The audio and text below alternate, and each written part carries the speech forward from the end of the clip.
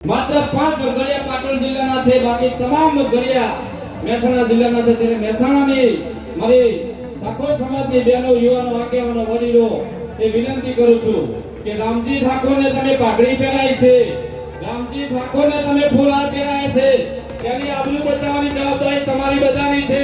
બે હાથ ઊંચા કરીને રામજી ઠાકોરને સમર્થન આપજો.